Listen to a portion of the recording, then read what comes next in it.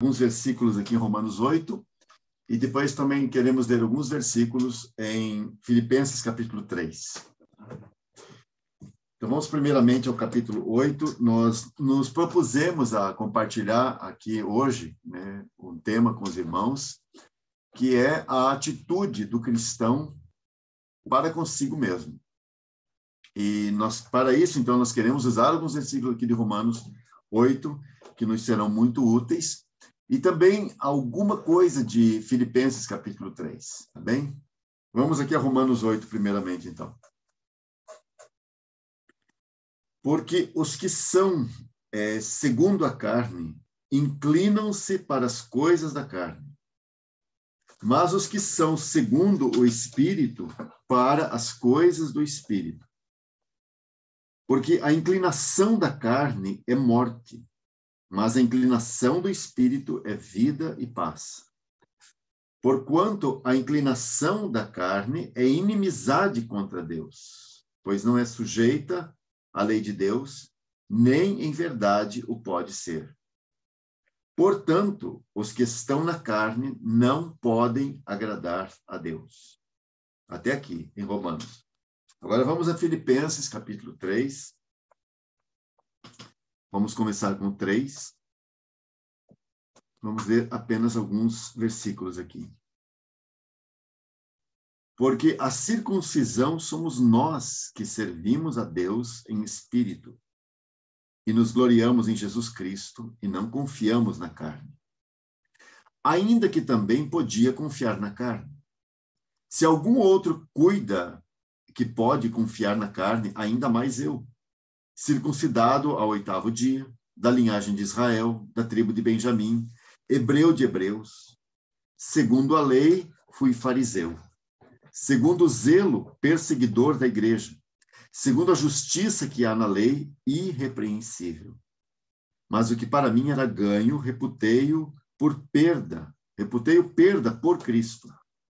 E, na verdade, tenho também por perda todas as coisas, pela excelência do conhecimento de Cristo Jesus, meu Senhor, pelo qual sofri a perda de todas estas coisas, coisas às quais ele se referiu, fez a lista aí anteriormente, e as considero como escória, para que possa ganhar a Cristo, e seja achado nele, não tendo a minha justiça que vem da lei, mas a que vem pela fé em Cristo, a saber, a justiça que vem de Deus pela fé, para conhecê-lo e o poder da sua ressurreição e a comunicação de suas aflições, sendo feito conforme a sua morte. Até aqui, por enquanto. Vamos orar. Senhor, rendemos graças e louvores a Ti, porque temos mais essa oportunidade de estarmos ao Teu redor, ao redor da Tua pessoa bendita e preciosa. E temos esse tempo aqui para meditar na Tua palavra, para conferir nela a Tua vontade, para perceber nela os Teus caminhos e os Teus desígnios. Nós rogamos nessa tarde que o Senhor possa, mais uma vez, falar aos nossos corações, que o Senhor siga falando conosco, que haja uma sintonia entre nós e o Senhor, que possamos perceber a Tua voz, a Tua fala, nessa tarde, através de quem fala, quem compartilha, e através dessa Tua presença bendita em nós, que vai nos guiando e nos instruindo nas coisas que ouvimos, e confirmando, e falando, e ampliando muito mais. Dependemos de Ti, Senhor, ajuda-nos. Ajuda quem compartilha, ajuda quem ouve, para a honra e glória do Teu amado Filho, para que sejamos ganhos mais uma vez para a Tua vontade. No Teu precioso nome que oramos, nosso Senhor Jesus. Amém. Os irmãos notem que lá o trecho de Romanos estava falando para nós sobre a questão da carne e todo o veredito de Deus, podemos dizer, sobre a carne. Nós já vamos considerar o que temos lá. Eu quero apenas fazer uma ligação rápida entre aquilo que temos lá em Romanos 8 e aqui em Filipenses 3, e dizer que entre esses dois trechos há, claro, uma perceptível sintonia. né? Porque lá você tem Paulo falando acerca da inclinação da carne e tudo que a carne representa para Deus. E aqui nós temos Paulo falando algo de muito positivo acerca da carne, da sua carne. E, assim, todos nós teríamos uma lista diferente, né, para nos julgarmos, assim, diferentes dos demais, talvez melhores do que os demais. Nós teríamos, talvez, uma outra lista, né, paralela a essa de Paulo, quando ele fala sobre si. E notem que tudo isso aqui, ele diz que é a carne. Por isso, ele, no final do verso 3, ele fala assim, não confiamos na carne. E ele vai dizer, olha, se alguém podia confiar na carne, ter alguma esperança, sou eu, porque olha o meu currículo. Né? E Paulo não está dando o seu currículo aqui para se mostrar para os irmãos ou para mostrar quão superior ele era. Não. Ele está mostrando aqui o que ele é sem Cristo. E é uma lista, assim, talvez do ponto de vista de alguns, invejável, porque ela tem coisas muito positivas, né? Especialmente essa ligação, ele diz, da linhagem de Israel. E isso tem uma carga, tem um peso muito grande, isso não é algo simples, né? Porque isso, no contexto da Escritura, tem uma representação. Né? Se ele é da linhagem de Israel, então quer dizer, ele é da linhagem daquele povo que tem uma aliança, que tinha uma aliança com Deus. Um povo que Deus fez diferença entre eles e o restante das nações da terra. De modo que você tem a nação de Israel e os outros. Você tem Israel e os demais. Então, isso é uma grande coisa. Né? Talvez você teria uma outra coisa que poderia dizer, mas isso também é grande do meu ponto de vista. Né? Mas do ponto de vista da Escritura, isso é uma coisa muito grande. E agora note que Paulo vai e coloca isso, olha, isso aqui é uma coisa da minha carne. Porque mesmo algo que teve sua origem em Deus, né, como é o povo de Israel, isso os judeus acabaram tomando sobre si e transformando isso como, assim, algo para o benefício próprio, algo para a sua vanglória, né? Para a sua autopromoção. E é assim que Paulo viveu o seu judaísmo. E ele está dizendo que isso é a carne, que ele não... Se alguém poderia cuidar da carne, então confiar na carne, seria ele. Mas daí ele vem dizer assim, mas o que para mim era ganho. Quer dizer, se isso tinha algum ganho, e certamente, em alguns contextos, em alguns meios, e esse meio era especial, o meio muito especial era o meio do judaísmo, então isso era um grande ganho. Mas ele diz assim, o que para mim era ganho, reputei-o, perda por Cristo. E aí vai dizendo, né, que ele sofreu a perda de todas essas coisas pela excelência do conhecimento de Cristo Jesus. E ele fala assim, eu sofri a perda de todas essas coisas e as considero como escória para que possa ganhar a Cristo. Então, isso, irmãos, isso é muito profundo que ele vem nos mostrar aqui, né? Mas vamos lá para Romanos 8 e ficar por ali, ainda que vamos citar um e outro texto aqui, né? Bom, nós cristãos, nós temos uma certa clareza, pelo menos espera-se que tenha, né? Uma certa clareza para lidar com muitas coisas que se apresentam diante de nós diariamente. Nós sabemos fazer escolhas, por exemplo. Nós sabemos avaliar as coisas. Nós sabemos julgar situações que se apresentam diante de nós acerca dos irmãos. Se esse irmão está certo ou esse irmão está errado, ou esse grupo está certo, esse grupo está errado. Nós conseguimos fazer alguma avaliação e julgar certas situações, né? Não apenas acerca dos irmãos, mas acerca do mundo que nos cerca. Temos algum discernimento para falar acerca do que está acontecendo em nossos dias, por exemplo. Mas, irmãos, lamentavelmente, nós tantas vezes somos incapazes de lidar com nós mesmos. Nós somos rápidos em julgar os outros, mas nós temos dificuldade de julgar a nós mesmos sob a luz de Deus. É interessante que ao final de 1 Coríntios 11, depois de falar acerca das consequências da carnalidade em Corinto, Quando você ouve de carnalidade, você já lembra imediatamente, claro, da igreja, daquela assembleia em Corinto, né? E Paulo, quando fala lá acerca das consequências da carnalidade, nós sabemos que aquelas consequências tocaram, inclusive, na mesa do Senhor, né? E por isso há entre eles muitos, aliás, diz, muitos fracos e doentes, e muitos que dormem, Paulo fala. E aí ele complementa, lá no final do capítulo 11, verso 31, ele diz assim, ó, porque se nós nos julgássemos a nós mesmos, nós não seríamos julgados. Então, me parece que a grande dificuldade que nós cristãos temos é essa capacidade de julgar a nós mesmos, de avaliar a nós mesmos, de julgar as nossas falas, as nossas reações, as nossas ações. Parece que temos uma grande dificuldade com isso. E, na verdade, a dificuldade que nós temos para isso, irmãos, é porque nós somos os maiores defensores de nós mesmos. E nós somos defensores de nós mesmos à parte de Cristo. Porque a Escritura nos diz que nós temos um advogado junto ao Pai. E esse é o nosso Senhor Jesus. Ele é o nosso advogado junto ao Pai.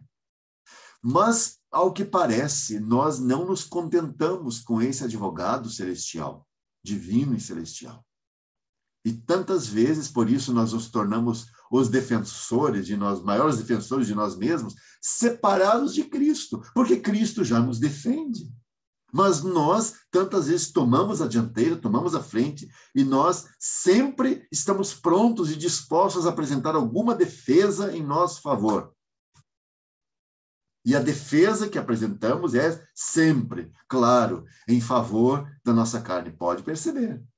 Cada vez que nós vamos nos defender de algo, nós sempre estamos defendendo algo que está no terreno da carne. Sempre está ali dentro desse terreno, sempre está dentro desse campo. Então, sempre que nos sentimos ameaçados naquilo que nós somos naturalmente, o que fazemos? Nós imediatamente partimos para a autodefesa. Certamente os irmãos já devem ter ouvido essa história, né? A história daquela irmã que está orando com muito fervor numa reunião de oração com os irmãos. E ela está falando ao Senhor do quão difícil ela é no trato com os demais irmãos e de como a sua carne governa os seus relacionamentos. E ela parece muito quebrantada na sua oração.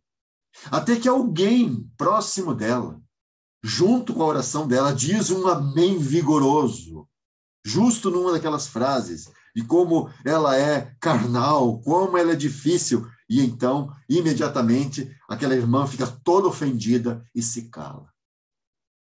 E é sempre assim, né? Nós temos a coragem de falar de nós mesmos, assim, de nós mesmos para nós mesmos, ou de nós para nós mesmos, né?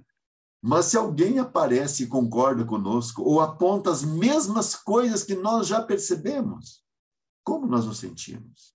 Imediatamente, nós partimos para a nossa defesa. Não é bem assim. Não é bem isso que eu quis dizer. Por favor, não me entendam mal, né? O que eu falei a meu respeito. Sabem, irmãos, nenhum cristão pode ter uma visão correta acerca de si mesmo sem a luz de Deus. Tem uma palavra no Salmo 36, verso 9, uma frase tão preciosa que diz assim: na tua luz veremos a luz. Olhe bem, na tua luz veremos a luz. Debaixo da tua luz nós teremos clareza. Isso porque, aí nós encontramos João dizendo, né, que Deus é luz e não há nele trevas nenhumas. E ainda o mesmo João, na sua primeira carta, vai acrescentar, junto com isso, vai dizer, se nós andarmos na luz, como ele na luz está, temos comunhão uns com os outros e o sangue de Jesus Cristo, seu Filho, nos purifica de todo o pecado. Como nós interpretamos essa frase de andar na luz? Alguns interpretam andar na luz como sendo o ato da mútua confissão de pecados, como Tiago mesmo nos encoraja, nos exorta, admoesta para que façamos isso, né? Confessemos os nossos pecados uns aos outros. Então, alguns interpretam andar na luz como sendo exatamente isso, o ato da mútua confissão de pecados, ou você andar às claras. Você quer dizer assim, bom, eu não ando com nada escondido na minha vida. O que eu sou, eu sou. O que eu sou em casa, eu sou na rua, eu sou no trabalho, eu sou em qualquer lugar, porque eu ando na luz. Mas sabem, irmãos, isso seria uma outra discussão, o quão válido é isso, quão verdadeiro é isso, né? Mas não é exatamente o que esse texto está dizendo.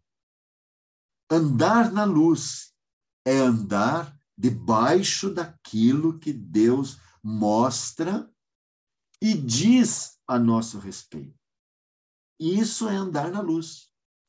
Então, se você está andando na luz, se você está andando debaixo daquilo que Deus mostrou e falou a teu respeito, se tivermos essa clareza, então nós temos comunhão uns com os outros.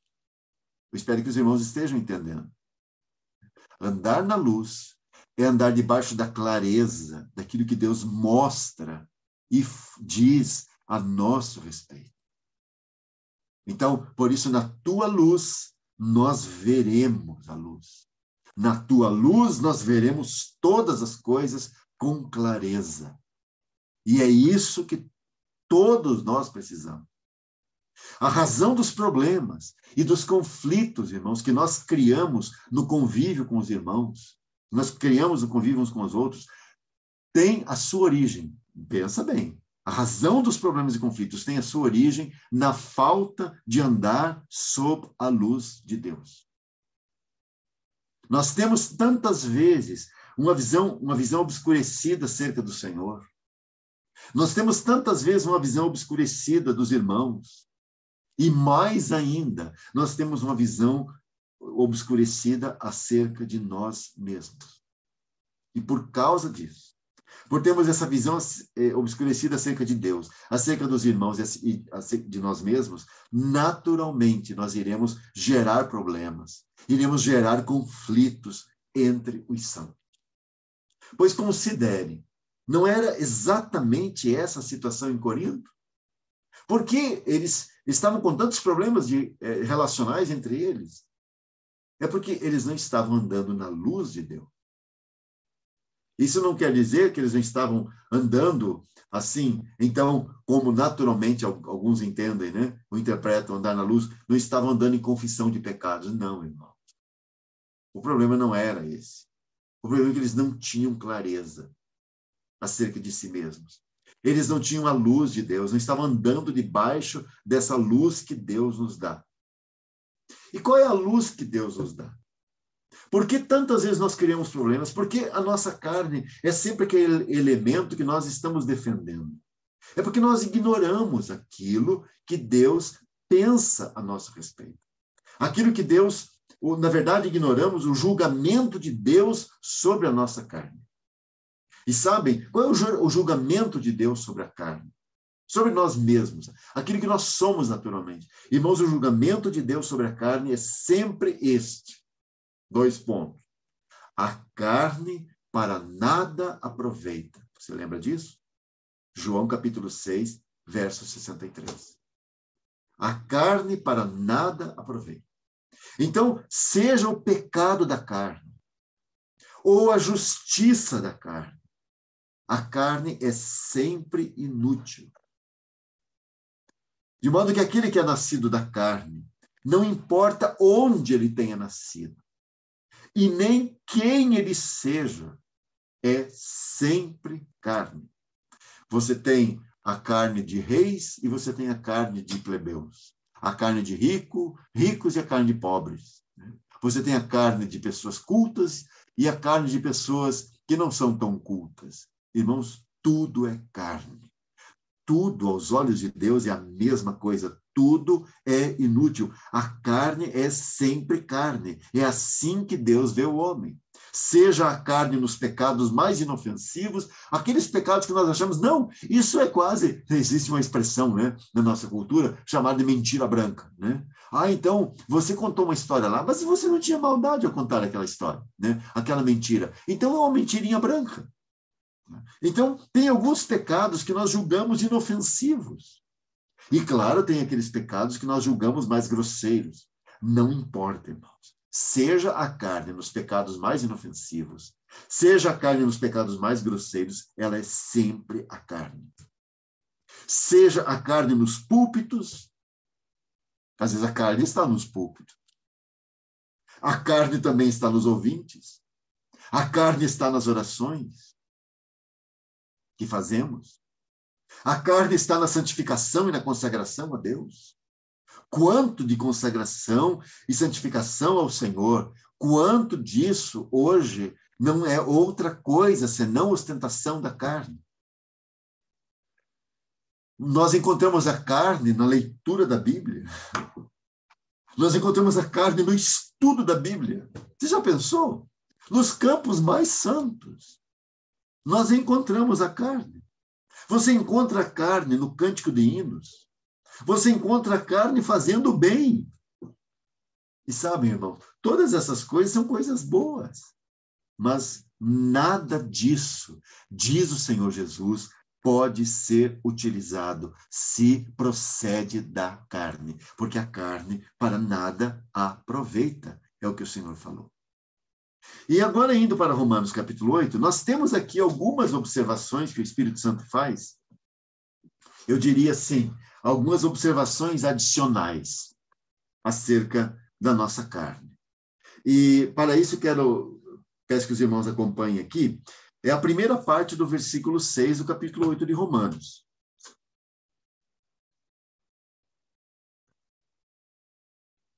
Diz assim que a inclinação da carne é morte. Só essa frase. A inclinação da carne é morte. Então, amados irmãos, na avaliação de Deus, existe morte espiritual na carne.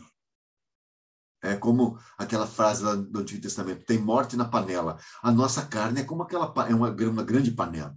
Sempre há morte nela. A inclinação da carne é morte. Então, essa é a avaliação de Deus. Não importa quão competente a carne seja para fazer o bem, ou fazer planos para atrair a atenção dos homens, há somente um julgamento da parte de Deus sobre a carne. E esse julgamento é morte. Por isso, a única saída é entregar a carne à cruz. Por isso, a obra da cruz, que nós queremos falar daqui a pouco mais. Isso é a primeira coisa, a primeira observação que temos adicional em Romanos 8. A segunda observação é a primeira parte do verso 7.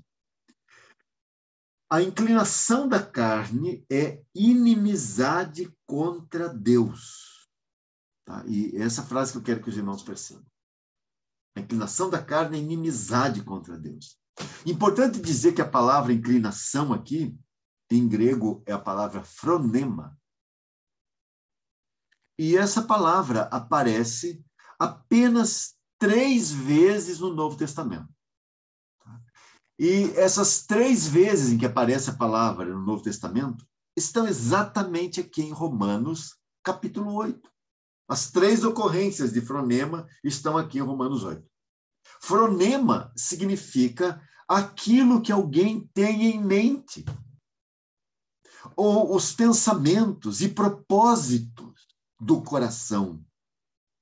De modo que poderia ser traduzida aqui ao invés, notem bem, preste atenção no verso 6, a inclinação da carne. Poderia ser traduzido como a mentalidade da carne. A mentalidade da carne. Você vai encontrar isso no verso 6 e no verso 7 a segunda vez. Tá? Então, falta só a terceira vez, né? Que já vamos descobrir onde está, né? Então, a mentalidade da carne é morte, já vimos. A primeira observação. A segunda observação, a mentalidade da carne é inimizade contra Deus. Então, note quão grave é essa situação. A mentalidade da carne, a carne tem uma forma de pensar, a carne tem pensamentos e propósitos, né? Então, a mentalidade dela é inimizade contra Deus. É uma batalha contra Deus. Isso porque ela é oposta a Deus. Não existe, irmãos, portanto, qualquer chance, assim, de uma coexistência pacífica. Não há a menor chance. E isso não diz respeito somente aos atos pecaminosos da carne, mas a todas as ações e pensamentos mais nobres dela. Bom, isso foi a segunda observação. A terceira observação é a segunda parte do verso 7. Pois não é sujeita à lei de Deus, nem em verdade o pode ser. Essa é outra observação. A carne não é sujeita à lei de Deus, nem em verdade o pode ser. E aqui tem uma coisa de impossibilidade. Ela não o pode ser. Na verdade, Paulo está dizendo, olha, ela não é sujeita à lei de Deus e, na verdade, ela não pode ser. Ela está incapacitada, impossibilitada de sujeitar-se à lei de Deus. De modo que a carne, ela é independente da lei de Deus. E eu já vou explicar o sentido. A carne é independente da lei de Deus no sentido que ela estabelece uma justiça própria, usando elementos da mesma lei de Deus. Por exemplo, se a pessoa faz naturalmente algo que a lei aprova, e ela descobre que está na lei aquele mandamento que ela pratica, que ela cumpre. Ah, irmãos, ela sente uma satisfação enorme. Ela se sente tão boa e aquilo lhe encoraja. Nossa, olha, eu estou obedecendo esse mandamento, está na lei de Deus, eu estou obedecendo. E ela se sente tão boa, a ponto de não ver a menor necessidade de crer no Senhor Jesus. Por isso, quando essas pessoas são, o evangelho é apresentado a elas, elas dizem, não, eu não preciso disso. Quem precisa? Eu conheço, tem meu vizinho, meu cunhado, meu sogro, seja lá quem for. Não, eles precisam, fulano precisa, porque olha o tipo dele, olha o jeito como ele é. Mas eu não. Porque, notem, a carne fez exatamente isso, ela tomou algo da lei de Deus, né? E ela transformou aquele algo da lei de Deus na sua justiça própria. De modo que a justiça dela, na verdade, é injustiça aos olhos do Senhor. Nós sabemos. Sendo má, e todos são maus, né? A pessoa transgride a lei de Deus. Aí, sendo uma boa pessoa, se ela é uma boa pessoa, ela se vê como uma boa pessoa, ou como diz o presidente, né, uma pessoa de bem, o que ela faz? Ela estabelece uma outra justiça. Ela estabelece uma justiça fora de Cristo. E assim perde o propósito da lei. Ah, irmãos, que dias perigosos nós vivemos em relação à apresentação do Evangelho. Quando as pessoas se veem como pessoas de bem, porque elas defendem isto ou aquilo que é moral. E elas já se acham tão justas e tão corretas que elas não veem a menor necessidade do Evangelho. Claramente estabelecer uma justiça fora de Cristo. E assim é muito interessante, porque o propósito da lei a lei nunca foi dada para gerar santos, como nós conhecemos. A lei não foi dada para gerar justos. A lei foi dada, Romanos 3:20 diz, que pela lei vem o conhecimento do pecado. Então, nota a distorção que a carne faz. Ela age independentemente de Deus. Ela não está sujeita à lei de Deus. Ela não se sujeita à lei que diz que a pessoa deveria concluir que ela é uma pecadora. Mas a pessoa não consegue ver isso. De tão cega que ela está. Pela lei vem o conhecimento do pecado, mas agora ela usou algo da lei para estabelecer a sua justiça própria. Quão perigoso é isso? E, finalmente, a quarta observação que temos a fazer aqui em Romanos capítulo 8 está no verso 8, né? Portanto, isso é conclusivo, isso é o veredito de Deus, os que estão na carne não podem agradar a Deus. Irmãos, isso é um veredito. Isso não é assim, olha, os que estão na carne, eles terão muitas dificuldades para agradar a Deus. Não, aqui há uma impossibilidade, porque isso é um decreto de Deus, isso é um veredito de Deus. O outro veredito de Deus, todos pecaram e carecem da glória de Deus. Outro veredito de Deus, o salário do pecado é a morte. Aqui temos outro veredito de Deus, os que estão na carne não podem agradar a Deus. Então, não importa quão bom um homem possa ser, se a obra procede dele mesmo, não pode agradar a Deus. Por exemplo, quão bom, vamos olhar do ponto de vista natural, quão bom era aquele sacrifício de Caim. Você tem que lembrar, irmão, nós temos, assim, muitos preconceitos com o Caim, porque nós conhecemos toda a história. Mas se você não conhecesse a história e você visse Caim preparando aqueles frutos, você tem que lembrar que aqueles frutos são o fruto de trabalho árduo e pesado. Aliás, Caim estava lavrando a terra que o Senhor havia amaldiçoado e vencendo a quebra de braço com a terra. Caim venceu a terra e a terra teve que entregar os seus frutos, o fruto do seu trabalho. Então, Caim não achou aqueles frutos, não foi comprar numa feira, ele produziu aqueles frutos. Aquele foi o produto do seu justo trabalho, do seu trabalho correto, do seu trabalho honesto. Ele é um agricultor. Então, quão bom era aquele sacrifício de Caim.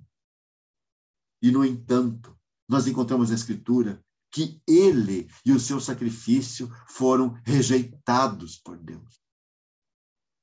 Isso porque Deus só tem satisfação num homem. E esse homem é o seu filho eterno. Fora de Cristo e da sua obra, nenhum homem e nenhuma obra podem satisfazê-lo.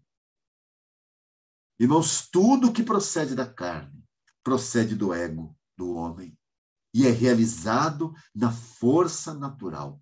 Portanto, não podem agradar a Deus. E isso vale tanto para os não regenerados quanto para os regenerados. Não importa quão bom ou eficiente seja aquilo que é feito pelo crente em sua própria força. A falha está em que aquilo não atrai a aprovação do Senhor. Note que o prazer ou desprazer de Deus não está baseado nesse princípio do bem e do mal, o princípio do bem e do mal, como nós estamos acostumados, né? Quantos crentes andam debaixo desse princípio, o princípio do bem ou do mal, do bem e o mal? Irmãos, nós fomos chamados para andarmos fora desse princípio de bem ou mal. Por quê? Como assim andar fora desse princípio? É porque os homens, naturalmente, eles julgam as coisas e dizem, isso é bom, isso é mal, e eles fazem as coisas de acordo com aquele princípio que, ainda que defeituoso, por causa do pecado, age neles. Então, o prazer ou desprazer de Deus não está baseado no princípio do bem ou mal. Então, Caim vem lá com sua oferta e diz, não, isso aqui é certo, olha esses frutos, olha como eles são. Isso aqui é o meu trabalho, fruto de um trabalho digno e honesto. Eu não comprei essas coisas, eu produzi essas coisas. E isso é o bem para Caim. Ele pode dizer assim, eu não roubei essas coisas e trouxe para o Senhor. Não, eu trabalhei e produzi essas coisas. Irmãos, o problema de Deus, o prazer ou o desprazer de Deus não está baseado nesse princípio. O prazer ou desprazer de Deus está baseado na fonte de onde procede aquele serviço ou bem. De modo que tudo que importa para o Senhor é qual é a origem desse ato ou serviço.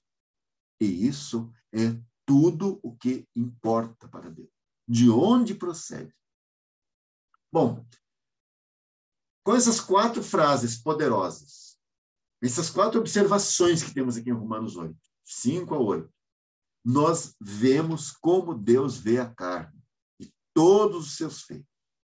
Assim como Deus odeia a injustiça que procede da carne, então nós já sabemos, ele abomina do mesmo modo a justiça que procede da carne. os bons atos do homem, sem a necessidade da regeneração, sem a necessidade da união com Cristo, sem a necessidade da dependência do Espírito Santo, confundem o homem.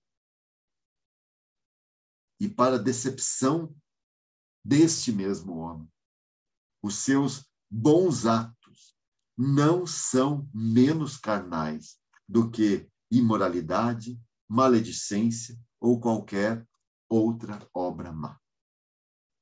Se alguma obra do homem não procede, guarde bem isso, se alguma obra do homem não procede de uma confiança completa no Espírito Santo, aquilo é uma obra carnal rejeitada por Deus. Não importa quantos frutos aquilo venha produzir. A carne, sempre a carne. A carne para nada aproveita. Agora, vamos chegar no nosso título, no nosso tema. Como o crente pode obter a avaliação correta que Deus faz, ou a avaliação que Deus faz da carne e das suas atividades? Como que o crente pode obter essa avaliação que Deus faz? Naturalmente falando, nós só conseguimos ver as obras más da carne. E nós conseguimos perceber toda a maldade que se esconde por detrás desse lado bom da carne. E o Senhor, em sua graça, lidará com cada um dos seus, para que possam ter essa percepção. Irmãos, isso é uma caminhada do Senhor conosco. Isso é um caminho de Deus em nós. Aliás, é uma lição muito difícil e não é aprendida assim de um dia para a noite, porque esse é o aprendizado da caminhada cristã. Somente depois de muito tempo é que gradualmente nós chegamos a reconhecer quão indigna de confiança é a nossa carne. Você precisa de um tempo. E esse tempo, né, esse aprendizado tem a ver, né, ou podemos dizer assim, essa é a escola de Cristo, como escreveu o irmão Sparks. E aqui eu quero chamar a atenção para um fato. Né? Você pode passar muitos anos da sua vida cristã vivendo como um bebezinho espiritual. Um bebezinho, né? Ele vive uma vida irresponsavelmente inconsciente. Ele é totalmente inconsciente, podemos dizer, e totalmente irresponsável. Um bebezinho vive cada dia que o seu lindo filhinho, seu lindo bebê abre os olhos, ele abriu os olhos para viver aquele dia como uma nova aventura para o seu eu. Aliás, não há ser mais egoísta do que um bebê. E você vai dizer, mas ele não tem culpa? Sim, não tem culpa, porque ele não consegue fazer nada. Assim, para o benefício próprio. Então, ele depende completamente da sua mãe. Mas você já notou como ele é absolutamente egoísta? E é interessante que na caminhada cristã tem coisa parecida, né? E você tem essa mesma coisa acontecendo no campo espiritual, né? Então, tudo na mente, na visão de um bebê, né? Tudo é avaliado, medido e escolhido segundo lhe faz sentir-se bem ou não. Então, olhando para o campo espiritual, é uma vida com Cristo. Ele nasceu do alto, mas ele não tem a plena consciência das suas responsabilidades e menos ainda, né, daquilo que são, não tem consciência das suas responsabilidades e menos ainda das coisas erradas que ele faz, de quão egoísta ele é. Usando a frase de Paulo em 1 Coríntios 13, que os irmãos certamente conhecem, né? Paulo diz assim, ó, quando eu era menino, eu falava como menino. Ele prossegue dizendo, eu sentia como menino. Então, o menino tem um jeito de falar, ele tem um sentimento, sentia como menino. E a terceira palavra que aparece na nossa tradução diz, discorria como menino. Essa palavra, esse verbo discorrer, significa avaliar. Então, olha só, eu falava como menino, sentia como menino e avaliava tudo como menino. Pede para um menino avaliar o mundo, avaliar as coisas, avaliar a si mesmo. E o que ele vai dizer, irmãos? Como ele vai lidar com isso? O que ele vai falar a respeito? Qual será o resultado da sua avaliação? Bom, o que você tem num menino é uma vida quase indiferente. Propósito real para a vida aqui. Pois no campo espiritual é assim também. Se trata de uma vida quase indiferente ao propósito real para o qual ele foi salvo. E essa indiferença não se dá tanto por causa dessa curta estação da vida espiritual, que é a infância, quando nós precisamos de muita ajuda dos irmãos e ninguém tem culpa de viver na infância espiritual, porque essa é a primeira fase da nossa caminhada com o Senhor. Você entra, você nasce como um bebê, exatamente como no campo natural, você precisa de ajuda. Sim, você precisa ser conduzido. Agora, sabe que tem algumas que você observa as crianças quando eles começam a andar, né? As crianças pequenas, né?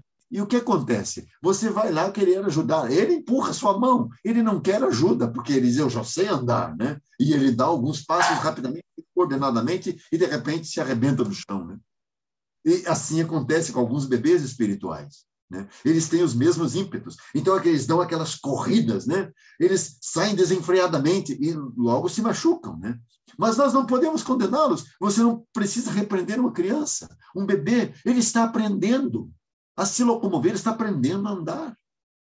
E é caindo e se machucando que ele vai aprender, que ele precisa cuidar, ele precisa olhar para o chão, precisa olhar onde ele está pisando. Pois a mesma coisa no campo espiritual, né? Há essa fase, nós não podemos repreender os irmãos mais novos na fé. Olha, cuidado, você fica tropeçando toda hora, você tem que cuidar, olhar como você anda, olha a tua caminhada cristã. Você é um infantil, você é um menino em Cristo, mas essa é a vida espiritual. Tudo começa assim. Então, e isso é muito curto. Sabe que esse trecho ali, né? Desde o nascimento de uma criança até 1 ano é muito rápido. De 1 ano a 2 anos é muito rápido. O tempo passa muito rápido. Então, é uma curta estação da vida natural. E também o fato de você ser um menino espiritual, essa fase é uma estação muito curta da vida espiritual. Pelo menos, irmãos, deveria ser.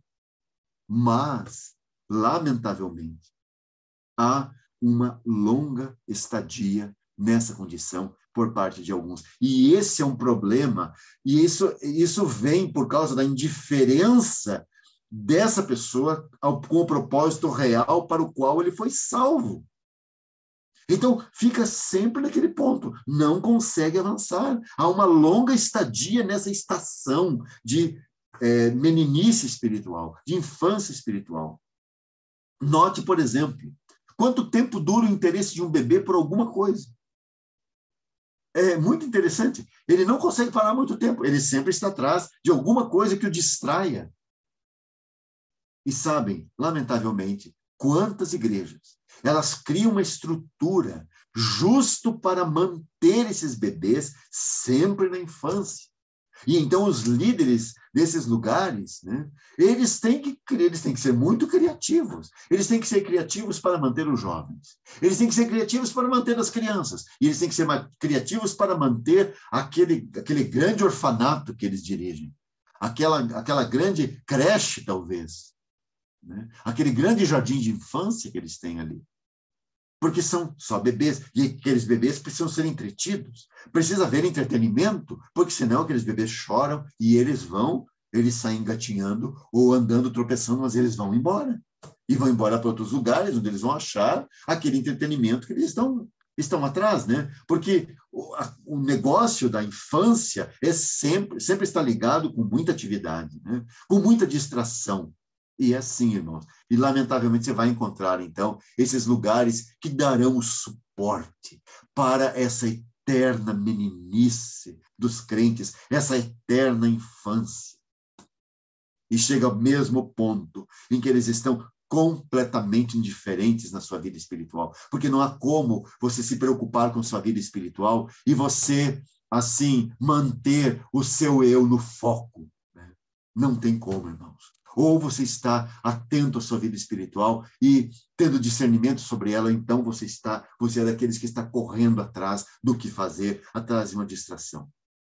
Por isso, alguns precisam mesmo que o Senhor toque em suas vidas, para que eles saiam dessa condição de apatia e indiferença. Sabem, irmãos, às vezes assembleias, quase na sua maioria, estão exatamente nessa condição, numa condição de apatia e indiferença espiritual. Eles não, você fala de coisas profundas, eles não querem ouvir. Por que não querem ouvir? Porque eles querem ouvir aquelas historinhas. Aquelas historinhas que eles fazem pensar pouco, e eles só querem aprender algumas pequenas lições morais, e ponto final. E mais nada querem saber. Porque isso é apatia, isso é indiferença espiritual. E agora, graças ao Senhor, o Senhor insiste conosco.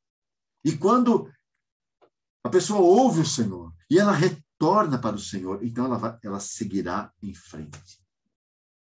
Mas como nós sabemos que houve algum progresso? Como nós sabemos que uma pessoa saiu da infância, deixou a infância? É pelo desespero consigo mesmo. Irmãos, todos aqueles que estão andando em realidade com o Senhor chegam nesse ponto de desespero. E eu ouso dizer que quando um cristão chega nesse desespero consigo mesmo, é porque ele saiu da infância. Ele deixou a infância espiritual para trás.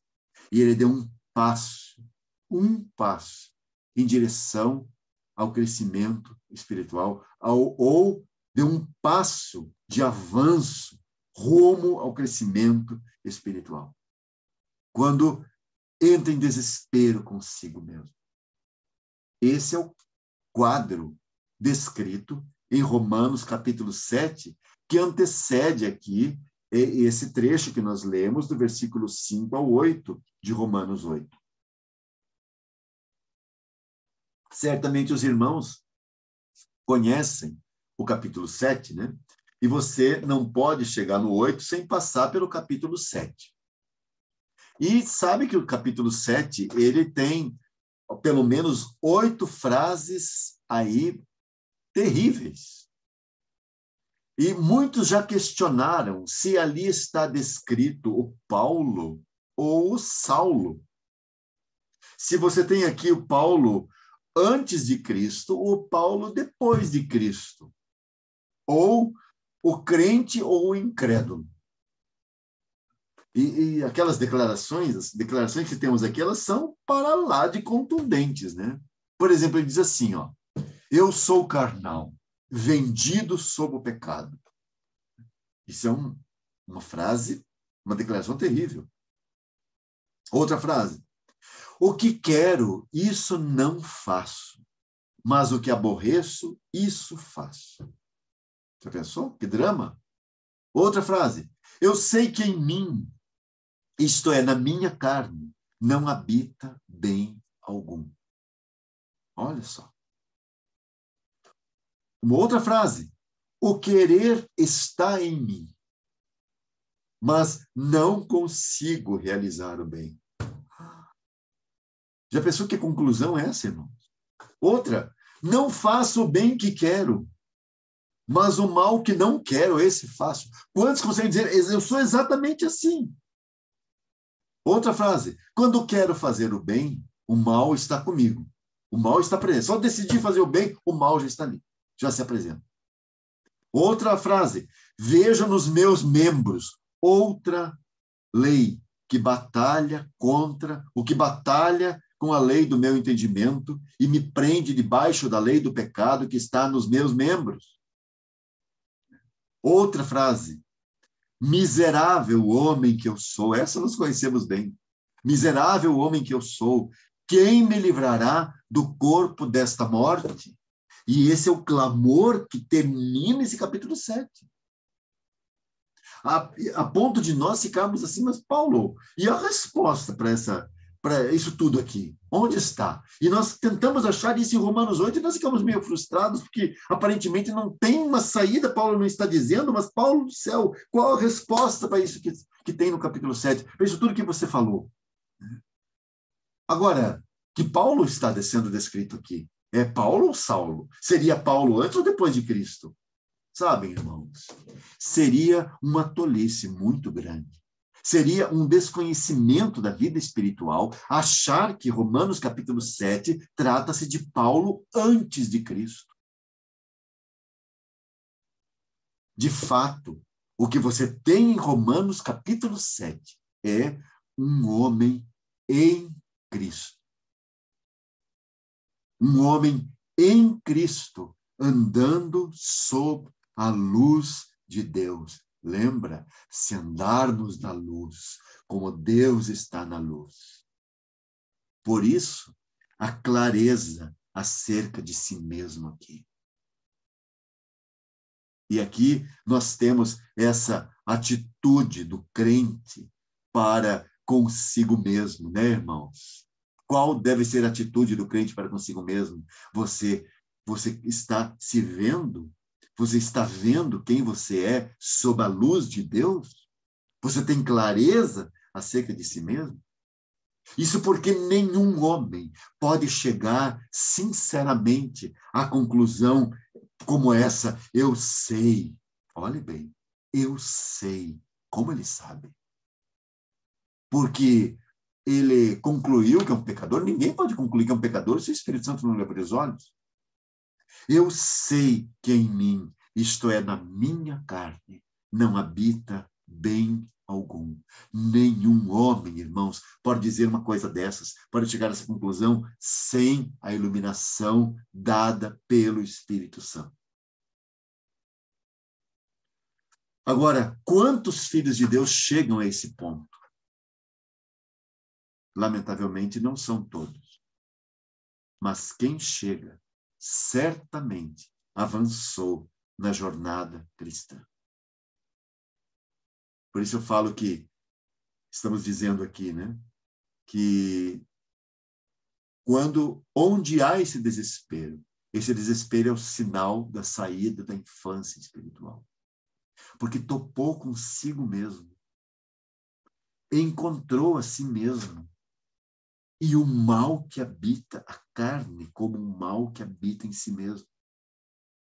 Lamentavelmente, não são todos os filhos de Deus que chegam a esse ponto. Mas quem chega, então, avançou na jornada cristã. Quão difícil, né? É aprender a dizer isto com verdade e sinceridade. Eu sei que em mim, isto é, na minha carne, não habita bem algum. Quão difícil aprender a dizer isso com verdade e sinceridade.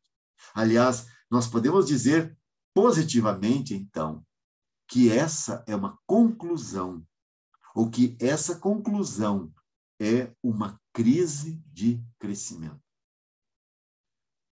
Os nossos filhos, né? Nós temos 2 filhos já adultos, casados, mas eu lembro como se fosse hoje. Quando chegou lá pelos 11 anos, 12 anos, 13 anos, 14 até, quantas vezes acordaram de madrugada chorando com dores do crescimento? Isso porque os nervos, todo o seu corpo está se expandindo e aquele menino está deixando de ser menino. Aquela menina está deixando de ser menina. E você tem aquelas dores do crescimento. Pois essa dor, esse sentimento de que eu sei que em mim, isto é, na minha carne, não habita bem algum, ninguém pode chegar nesse ponto se não for iluminado pelo Espírito Santo. E, consequentemente, você tem aqui a primeira crise de crescimento. Então, o Senhor, em sua bondade, permite que certas coisas, situações, e circunstâncias aconteçam para que o crente possa perceber a si mesmo. Se não fossem as incontáveis experiências de dolorosa derrota, sabe? E eu penso que os irmãos, cada um dos irmãos sabe bem do que eu estou falando. Se não fossem as incontáveis, né? Incontáveis experiências de dolorosa derrota, o crente continuaria a confiar em si mesmo e a considerar-se capaz de fazer alguma coisa. Quantas vezes o Senhor prova os seus filhos para que eles possam conhecer a si mesmos? É claro que o Senhor não faz ninguém pecar. O Senhor não faz isso. A palavra diz isso claramente. Cada um é tentado conforme os seus próprios desejos. Entretanto, irmãos, note que o Senhor não impede você de pecar depois da sua decisão tomada. Cada pecado praticado é de total responsabilidade do homem. Porém, mesmo nessas tristes situações de derrota, nós deveríamos aprender a primeira lição do crescimento espiritual. Em mim, isto é, na minha carne, não habita bem algum. De modo que as centenas e milhares de derrotas deveriam levar-nos a admitir quão inteiramente indignos de confiança nós somos. Certamente nós lembramos daquela solene ocasião quando o Senhor estava entregando a lei aos israelitas no Sinai, e eles estão lá, mal começaram a ouvir, né? Aliás, eles estão, né, ali começando a ouvir, e eles com toda a confiança, e confiança sincera, né? Eles disseram assim, no capítulo 24 de Êxodo, verso 7, tudo o que o Senhor tem falado, nós faremos e obedeceremos. E eles falaram isso na sinceridade da sua infantilidade espiritual, porque eles estavam começando a sua jornada. E eles são exatamente como aqueles bebês que saem correndo em disparada e eles tropeçam e caem. É exatamente a história que tudo o que o papai falou eu vou fazer e eu vou obedecer. Sim, eu vou ser um filho obediente. Tudo que o Senhor tem falado, faremos e obedeceremos. E nós sabemos muito bem o que aconteceu logo na sequência. E sabemos mais ainda como foi a jornada deles naqueles 40 anos no deserto. Os irmãos sabem. Então, pouco antes, muito interessante que um pouco antes da nova geração entrar em Canaã, o Senhor diz assim, isso está em Deuteronômio capítulo 8, versos 2 e 3, tá? Eu vou ler aqui no texto. Então, um pouquinho antes daquela nova geração entrar em Canaã, Deus diz assim, o Senhor teu Deus te guiou no deserto esses 40 anos para te humilhar e te provar, para saber o que estava no teu coração, se guardarias os seus mandamentos ou não. E te humilhou e te deixou ter fome e te sustentou com o maná que tu não conheceste, nem teus pais o conheceram. E agora vem, para te dar a entender que o homem não viverá só de pão, mas de tudo o que sai da boca do Senhor viverá o homem. Lamentavelmente, eles falharam o tempo todo em julgar a si mesmos durante toda aquela jornada. E, lamentavelmente ainda, muitos genuínos filhos do Senhor toparão com essa realidade no tribunal de Cristo. E descobrirão lá no tribunal de Cristo como eles falharam em julgar a si mesmos. Por isso convém atentar para os tratos de Deus conosco, irmão. O autojulgamento deve ser constante em nossas vidas. Não autojulgamento baseado na justiça própria, mas baseado na luz do Senhor. Então, eu peço, Senhor, mostra a mim mesmo. Mostra quem eu sou. Um irmão falou uma vez assim, ó, leia a tua Bíblia contra si mesmo e não contra os irmãos. Leia contra você. Deixe a Bíblia apertar você. Deixe a Bíblia apontar os seus pecados. Mostrar quem você é. Você já se viu? É muito interessante, né? Alguns irmãos estão lendo aqui, nós estamos lendo a história do tempo da monarquia em Israel, em 2 Crônicas, e é muito interessante, né? Nós lemos aquelas... Nós temos muita dificuldade, às vezes, quando lemos assim, com pressa, né? De perceber o que está ali. Mas sabe, irmão, se você atentar bem, você verá que ali estão os seus representantes e que você é exatamente como eles. Então, quando nós lemos a história daqueles reis, por exemplo, aqueles reis são homens como nós. E ali está o seu coração está revelado. O nosso coração, quem nós somos, está ali revelado. Às vezes temos uma grande vitória. E, lamentavelmente, por causa da nossa carne, aquela grande vitória se transforma numa plataforma, ou, assim, num ponto de apoio para você saltar para coisas que o Senhor nunca aprovou. E essa foi a história de tantos reis, tanto no Reino do Norte, quanto, e especialmente, e pior ainda, no Reino do Sul. Então, sempre que um cristão falha em julgar a si mesmo, falhando em tratar a carne como inútil, como totalmente detestável, mas assumindo assim uma leve, nem que seja uma leve atitude de exaltação própria, de vanglória, Deus permite que ele passe novamente pelo mesmo fogo para queimar as escórias. Deus permite que passemos pela mesma situação novamente.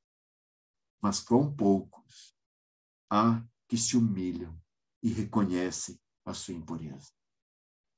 Que o Senhor tenha misericórdia de nós, de todos nós, que nós possamos ter essa percepção, perceber o que está acontecendo.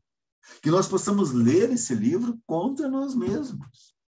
Que nós possamos perceber aquilo que o Senhor mostra a nosso respeito e possamos chegar exatamente à conclusão. Eu sei que em mim, isto é, na minha carne, não habita bem algum. Você pode saber isso aqui.